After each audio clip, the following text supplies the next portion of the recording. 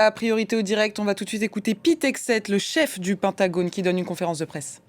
Troupes qui font un travail remarquable. Il y a 2 jours, sous la direction du président Trump, le ministre de la Guerre a lancé l'opération Épique, Fureur épique, l'opération la plus précise, la plus complète de l'histoire. Pendant 47 ans, les expansionnistes et le régime islamiste au Téhéran a mené une guerre sauvage contre l'Amérique, n'ont jamais toujours déclaré ouvertement, sauf des chants de mort à l'Amérique. Ils l'ont fait par le sang de nos concitoyens, des attentats meurtriers contre nos navires, des bombes en Irak et en Afghanistan, financées par la force Al-Quds et des tueurs. Ma génération de vétérans portait les noms de frères d'armes qui sont jamais revenus, assassinés par des bombes et des milices bien armées. Des milliers de nos propres hommes. Nous n'avons pas commencé cette guerre, mais sous le président Trump, nous la terminons. Leur guerre contre les Américains est devenue notre riposte contre leur ayatollah et le culte de la mort. C'est notre président, le 47e président, qui a enfin tiré un trait après 47 ans de belligérance iranienne. Il a rappelé que d'être un Américain est quelque chose d'inébranlable. Si vous tuez des Américains, nous vous pourchassons sans hésitation et nous vous tuerons. Le président Trump a été très constant. Des régimes fous comme l'Iran qui s'acharnent à des illusions prophétiques ne peuvent pas avoir d'armes nucléaires. Ça relève du bon sens. Bon nombre l'ont dit, mais il faut du courage pour l'appliquer. Notre président a du courage. La poursuite du nucléaire avec leur arsenal grandissant de drones et de missiles ne sont plus des risques tolérables. L'Iran construisait des missiles et des drones puissants pour créer un bouclier conventionnel pour leurs ambitions de nucléaire de chantage. Je dis bien un bouclier conventionnel pour leurs ambitions nucléaires. Avec nos citoyens dans leur cible, avec leurs armes conventionnelles, ils ont essayé de mentir pour avoir une arme nucléaire. Ça a pratiquement fonctionné sous le président Obama et son terrible accord, mais pas sous ce président. Il se trouve que le régime qui chantait mort à l'Amérique et mort à Israël reçu à la fois la mort de l'Amérique et d'Israël. Ce n'est pas une guerre de changement de régime, mais le régime a bien changé.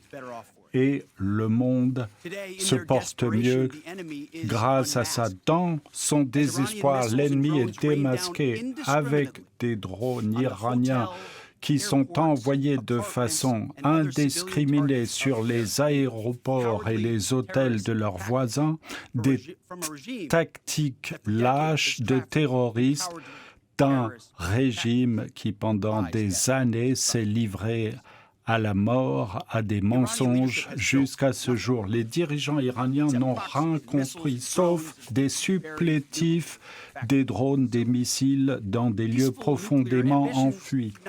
Des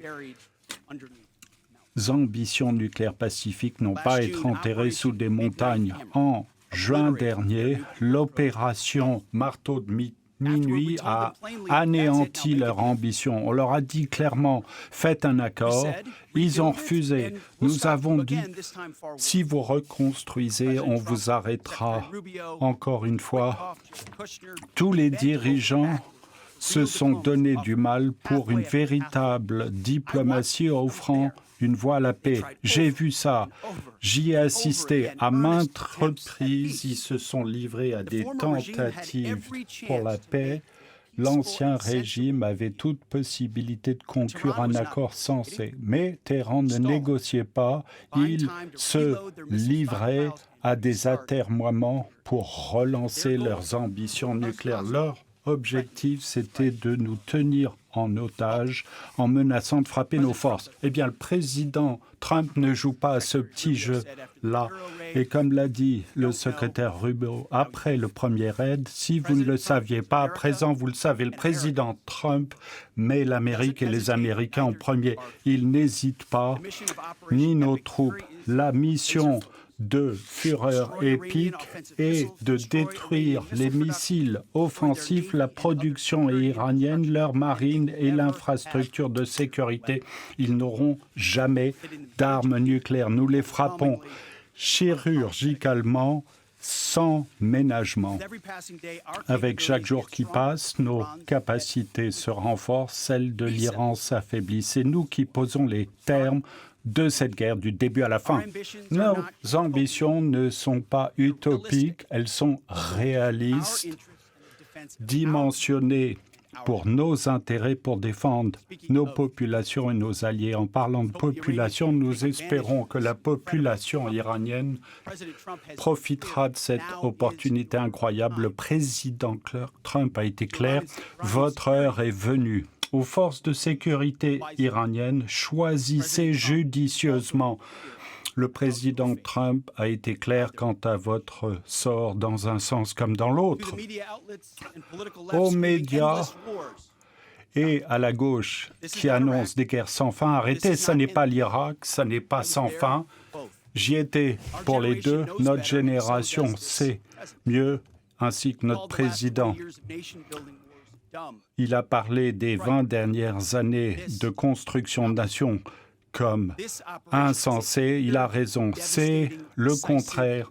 C'est une mission claire. Détruisez la menace des missiles, la marine, pas d'armes nucléaires. Israël a des missions claires également et nous le remercions. Des partenaires capables, comme nous l'avons dit depuis le début. Les partenaires capables sont de bons partenaires, contrairement à de nombreux alliés qui hésitent et qui se lamentent quant à l'utilisation de la force. L'Amérique, quoi que disent les institutions internationales, lance la campagne la plus létale dans l'histoire des B-2, des drones, des missiles et bien sûr des effets classifiés, tous sur nos propres termes, avec des autorités maximales. Pas de règles sottes d'engagement, pas d'exercice de construction de la démocratie. Nous nous battons pour gagner, nous ne perdons pas de temps. Sans mensonge, comme le président l'a dit, un effort de cette ampleur comprendra des victimes. La guerre et l'enfer, il sera toujours une nation qui remercie les 4 militaires perdus à ce jour, le meilleur de l'Amérique.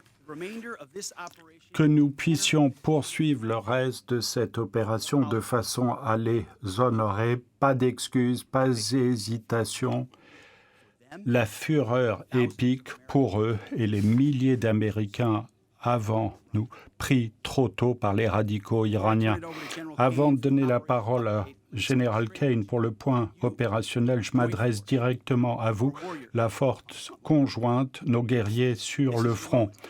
Votre moment est venu, c'est le tournant qu'attend l'Amérique depuis 1949 et des guerres d'hubris que nous avons endurées. N'écoutez pas le bruit, restez concentrés, notre commandant en chef est résolu à la barre. Nous faisons face à un ennemi déterminé, vous êtes plus fort, il faut le démontrer chaque jour.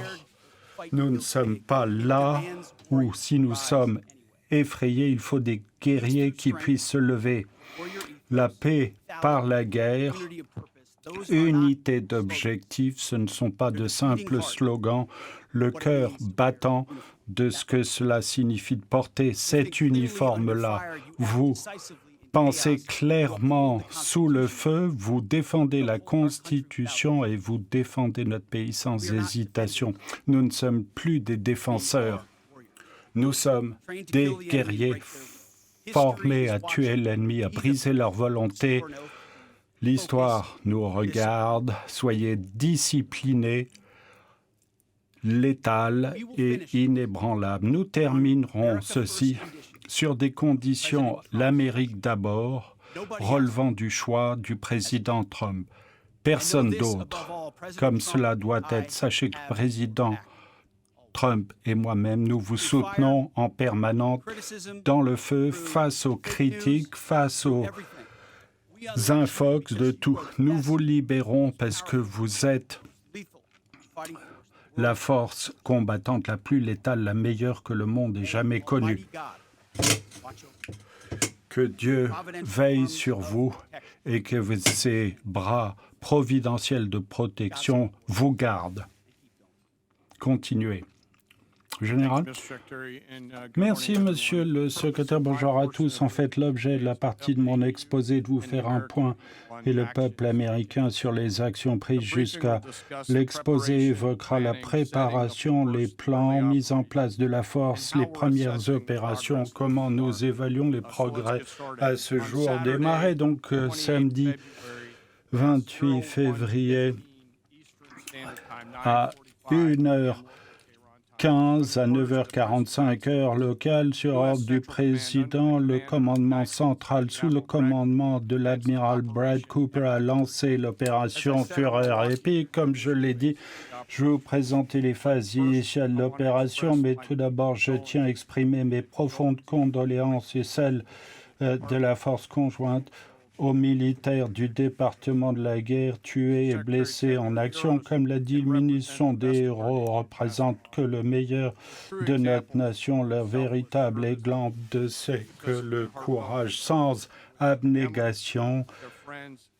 Nos pensées accompagnent leurs familles, nous pleurons avec vous et nous vous oublierons jamais. Je suis là aussi, je suis reconnaissant pour chaque militaire, chaque intervenant dans notre force, pour nos civils du ministère, la communauté du renseignement, nos équipes interagences qui continuent à vous défendre. Je suis fier de vous tous alors que vous combattez face à l'ennemi et nous sommes les plus forts pour ce qui est d'intégrer tout cela. Je tiens à remercier personnellement les commandants dédiés et tous les membres de la force conjointe qui livrent ce combat dans la région. Outre l'amiral Cooper et le responsable Compton, je voudrais en citer d'autres. Le commandant, le lieutenant Pat Frank, qui, avec son équipe, se livre au combat antimissile, anti-drone. Le commandant, l'amiral Kurt Conshow, qui s'est engagé contre la marine iranienne pour éliminer ses navires, et le commandant lieutenant John Derek France et son équipe qui écrase les cibles iraniennes dans les airs. Je souligne le soutien d'autres commandements de combattants qui travaillent directement à cette mission, le Spacecom, le Cybercom et le EUCOM. Je tiens aussi à saluer le commandement des transports et le Stratcom pour leur contribution à ce combat. Nous ne pouvons pas projeter la force de combat sans leur soutien et je tiens à redire ma gratitude pour le sacrifice constant de la force conjointe et de leur famille. Leur engagement et leur dévouement sans faille sont au cœur de cet effort. Je vais d'abord apporter quelques précisions. Alors, pour être clair, comme l'a dit le secrétaire, il ne s'agit pas d'une opération unique en une seule nuit. Les objectifs clairs prendront du temps à réaliser. Dans certains cas, seront difficiles à mener à bien. On s'attend à subir des pertes additionnelles et comme toujours, nous chercherons à minimiser les pertes, mais comme l'a dit le secrétaire, il s'agit d'une opération de combat majeure. Je vais parler des préparatifs et des plans. Le 28 février, la pleine force des forces armées s'est rassemblée avec un objectif unis contre un adversaire décidé. Les forces marines de l'armée de terre dans les airs et nos composantes de réserve ont intégré nos commandements de combat et ont lancé des opérations combinées avec les forces armées israéliennes sans précédent. Nos objectifs militaires sont clairs. Notre mission est de protéger et de défendre avec nos partenaires régionaux, d'empêcher l'Iran de projeter la puissance au-delà de ses frontières et d'être prêt pour des actions ultérieures.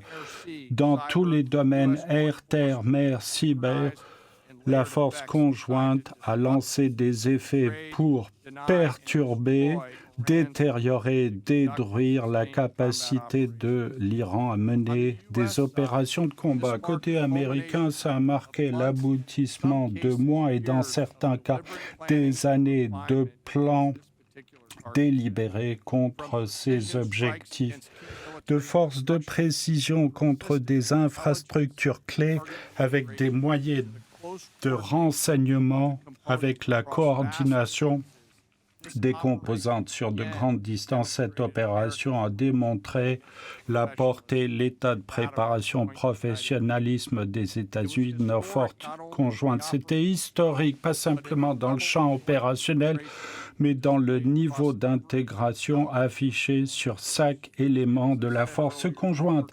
Et ce travail ne fait que commencer et va se poursuivre.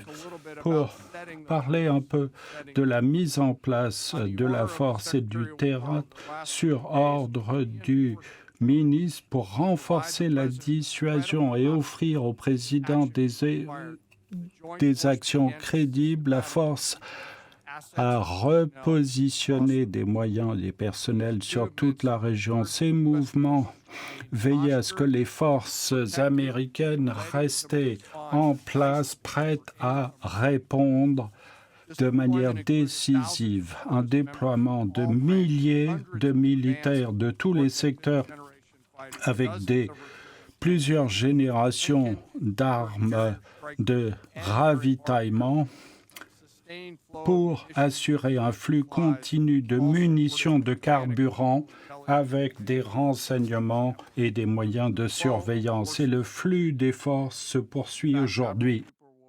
L'amiral Cooper recevra des forces supplémentaires aujourd'hui. Ce renforcement des forces a démontré la capacité de la force conjointe à s'adapter et à projeter cette force. Je tiens à évoquer 2-3 points. Le groupe aéronaval Gerald Ford a été redéployé de l'autre côté de l'Atlantique pour poser le théâtre. Le navire, les équipages et tout le groupe aéronaval s'est préparé et, comme à l'accoutumée, ont mis en place des plans d'opération de combat.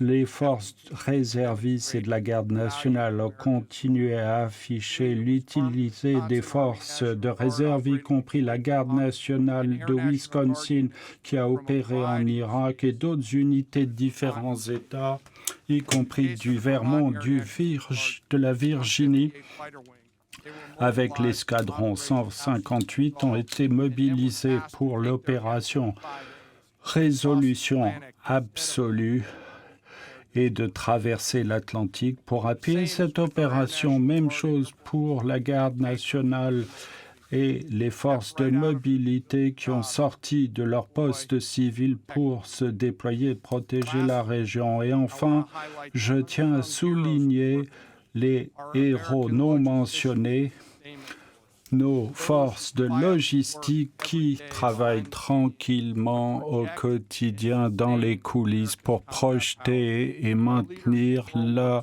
puissance de combat. Nos dirigeants de la Deuxième Guerre mondiale avaient raison lorsqu'ils disaient que les professionnels assurent la logistique. On a élevé nos mesures de protection de force sur ordre du ministre et redéployé les personnels pour assurer la sécurité de nos forces conjointes. Quand les opérations ont été lancées, que les forces essentielles restaient sur nos bases, toutes prêtes, capables de réagir. Je passe maintenant à l'heure H à 15h38.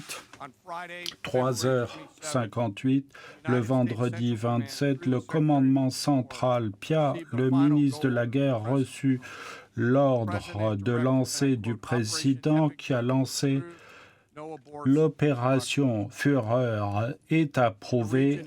Allez-y, bonne chance. Tous les éléments étaient fin prêts, les batteries de défense aérienne prêtes, vérifier leur système pour réagir aux attaques iraniennes. Les équipages ont commencé à charger leurs armes et 2 groupes de combat s'approchaient de leur point de lancement. De par le monde, nos centres d'opération ont été lancés en Floride, ici au Pentagone et bien sûr dans la zone d'opération du commandement central. La sécurité opérationnelle était primordiale en essayant de maintenir et d'assurer l'élément de surprise. Cette opération était classifiée à l'heure H. L'ennemi ne verrait qu'une chose, la vitesse, la surprise et la violence. Les premiers à se déplacer étaient le Cybercom, avec des effets non cinétiques en aveuglant la capacité de l'Iran de voir et de communiquer et de réagir.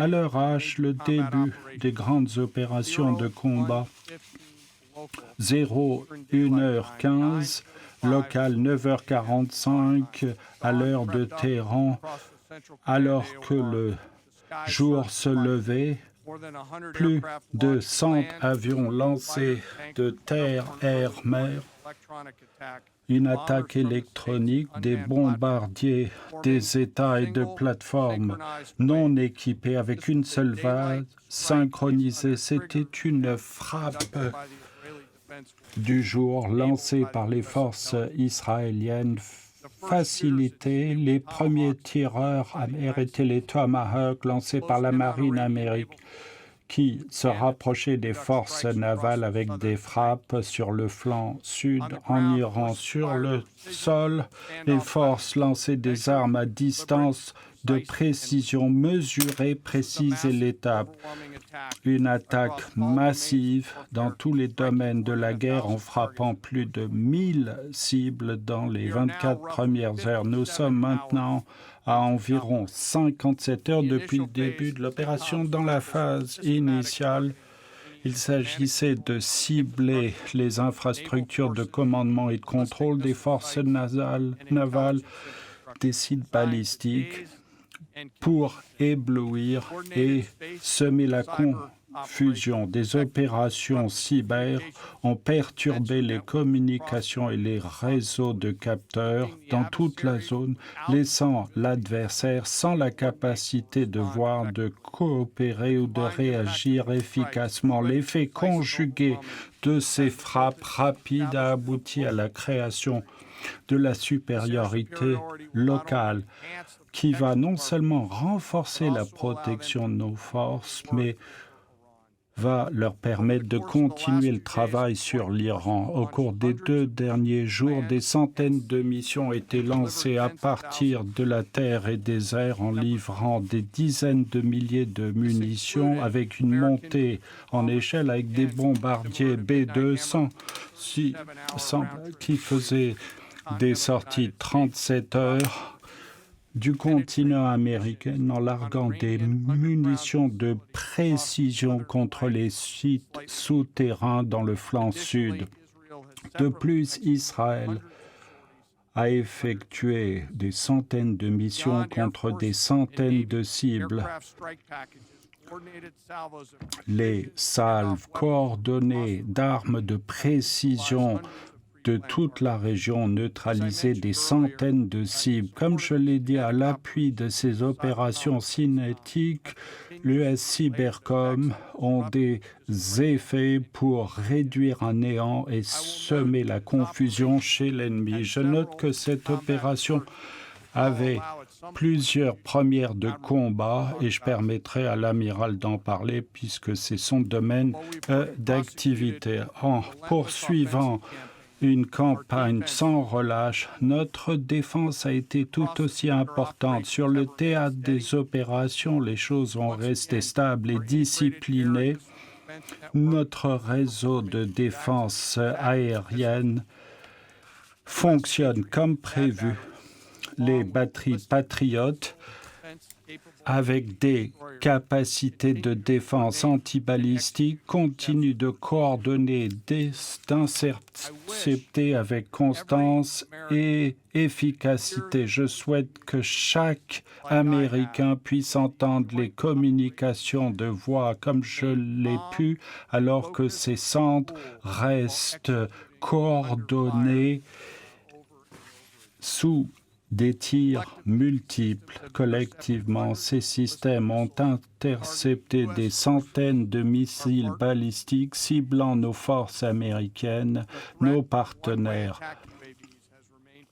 La menace des drones reste persistante. Nos systèmes ont contré ces plateformes rapidement. Chaque interception représente des centaines d'heures de préparation, d'entraînement et de technologie pour fonctionner correctement. Nous restons vigilants dans la défense anti-drone. La défense de la région n'est pas seulement pour nous.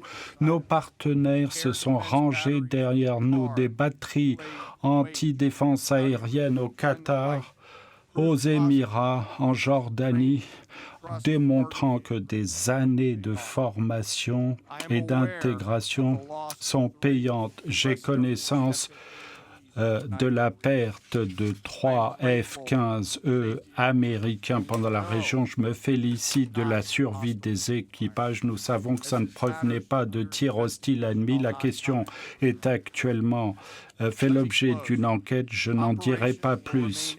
Les opérations resteront actives sur tout le théâtre et dans tout le monde. Les forces américaines sont conçues pas simplement pour mesurer, maintenir la pression, réagir en tant que de besoin. La fureur épique nous rappelle ce que les militaires américains livrent, uniquement la capacité à projeter la puissance à l'échelle mondiale avec la vitesse, la surprise et de la précision là et où l'exige notre pays. Ce que nous avons démontré ces derniers jours reflète des années de préparation, d'intégration, d'état de préparation et le professionnalisme de nos forces.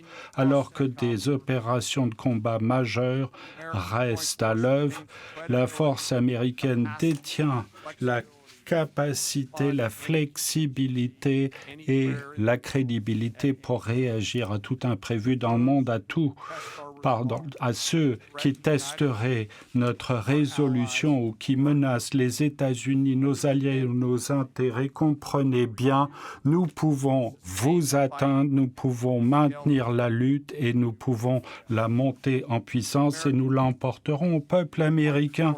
Votre force conjointe reste calme et concentrés. Vos militaires sont formés, ils sont disciplinés, ils sont décidés. Nous comprenons les risques de cette mission et le poids de la responsabilité que nous portons. Nous reconnaissons également que nos familles portent ce fardeau chez elles. Vous en faites également partie. Je suis fier aujourd'hui, comme je le suis tous les jours, d'être devant vous comme membre de la force conjointe. Il n'y a pas de mission trop complexe, de distance trop grande ou d'adversaire trop résolu pour les hommes et les femmes qui portent notre uniforme. Nous pleurons ceux qui sont tombés, nous honorons leurs familles, nous poursuivons notre mission avec unité et avec force.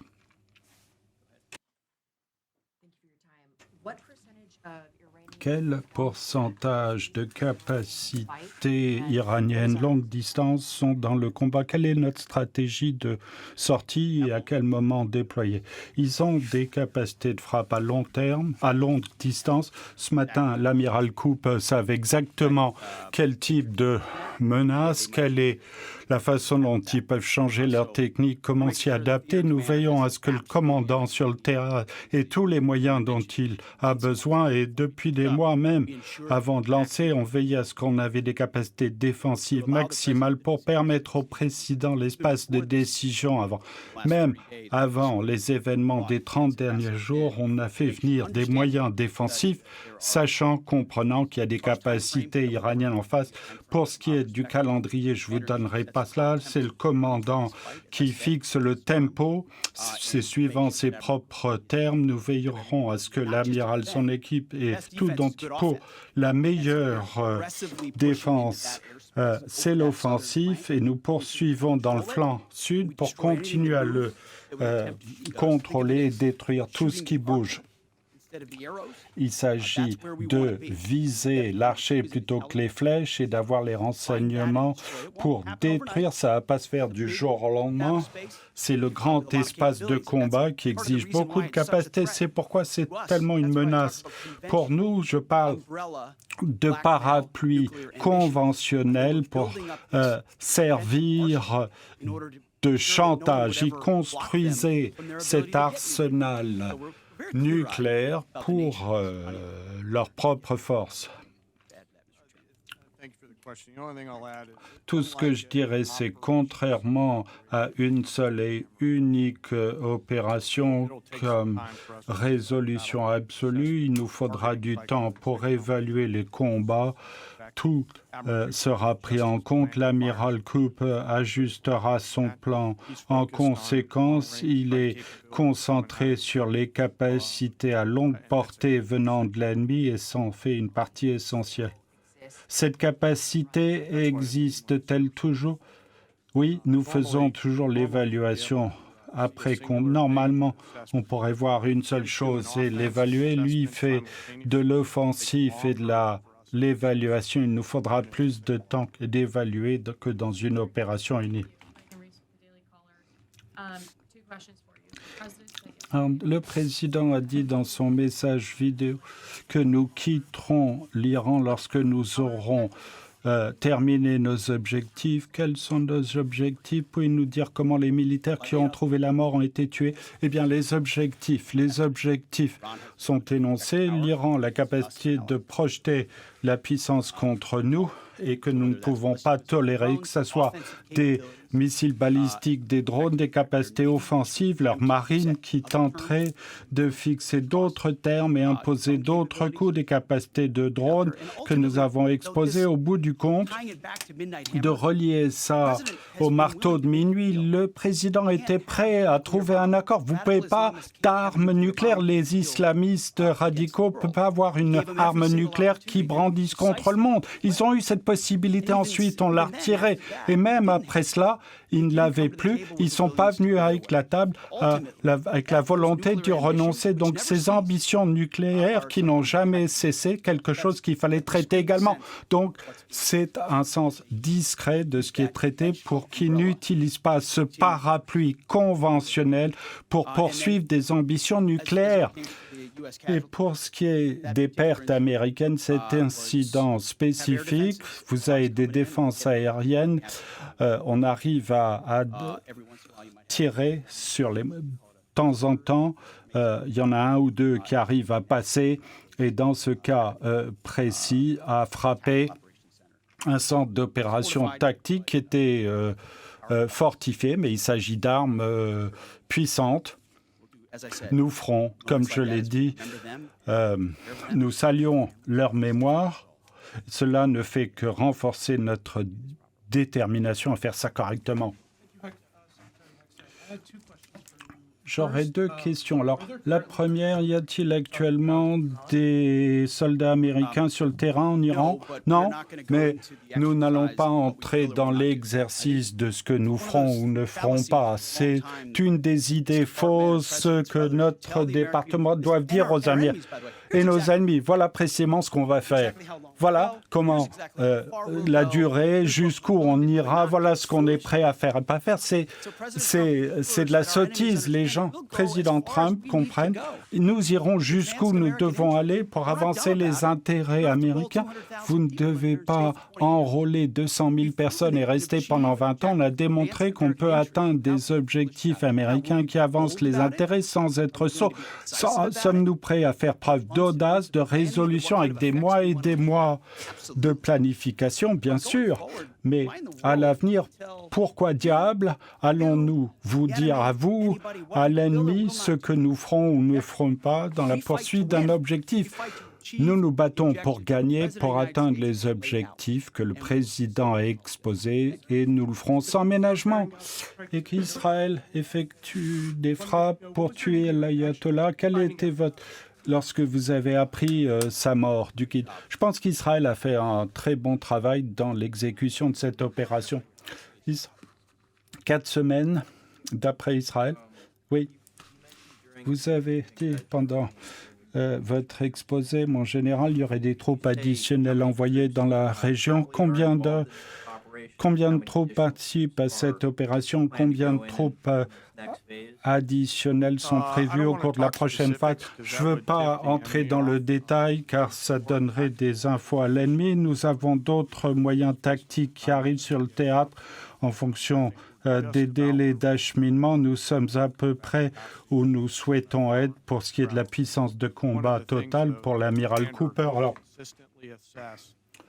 le commandant va évoluer, voir s'il est sur la trajectoire et demander ensuite à la force conjointe qui va développer des options qui seront soumises au secrétaire ou au président pour augmenter ou réduire la capacité de combat sur place. 4 semaines, c'est une question type NBC. Le président a toute l'attitude pour décider 2 semaines, 4 semaines, 6 semaines, ça pourrait augmenter, baisser. Nous allons exécuter, suivant son commandement, ses objectifs. Il a montré ce que d'autres présidents n'avaient pas la capacité. Joe Biden ne savait même pas ce qu'il faisait.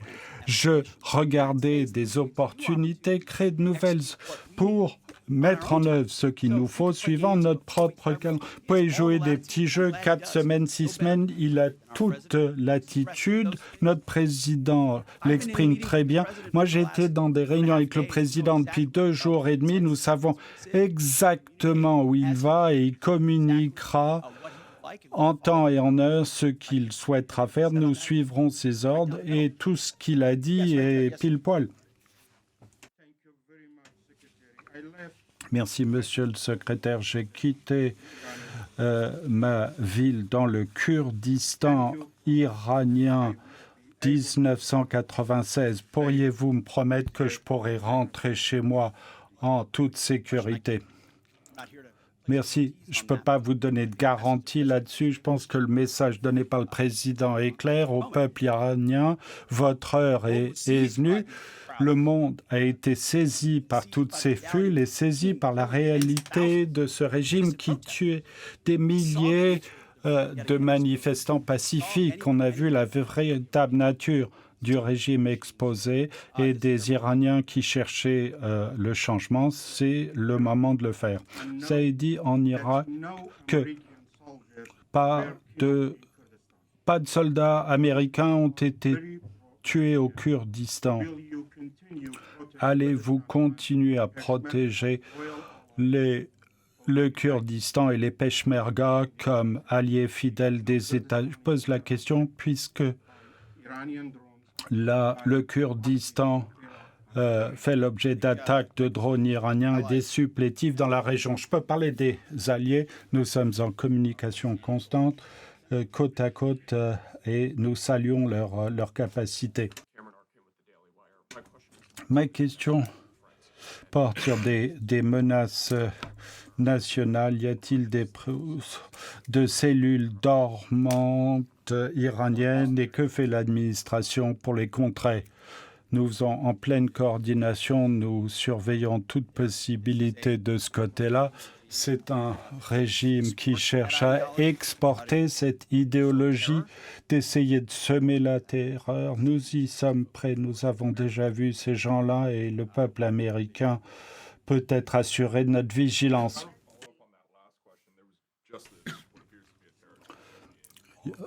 Une attaque terroriste à Austin hier, est-ce que ça change l'opération? Quel effet? Est-ce que ça ne change nullement l'opération? Je sais que les autorités poursuivent comme elles le doivent.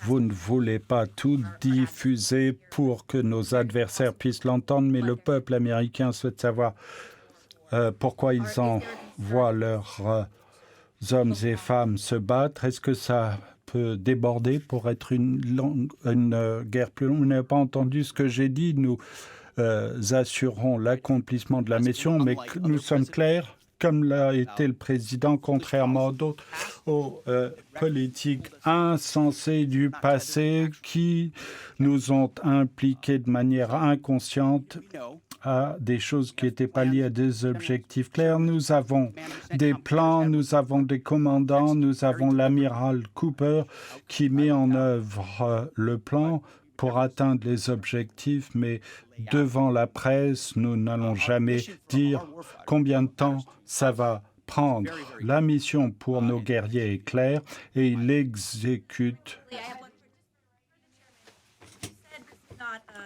Vous dites que ce n'est pas l'opération d'un jour, il faudra du temps pour réaliser les objectifs. Quels sont les délais? Le secrétaire a exposé les objectifs militaires, c'est ce que nous menons à bien. Il y a beaucoup de militaires exposés au danger. Quel est votre souhait pour eux? Mon souhait est de prier pour eux, comme mon épouse, comme le fait notre cabinet. Cela n'est pas fait à la légère, ayant été à leur place, avec leur équipement, dans leur tenue. Nous pensons à eux à chaque instant, à chaque recommandation au président. Ces recommandations sont faites à dessein et lorsque je prie tous les jours pour eux, pour cette mission, je prie d'avoir la sagesse biblique de ce qui est bon et le courage. Il faudra du courage pour aboutir. Nous prions pour cela et que vous le faites tous. Merci.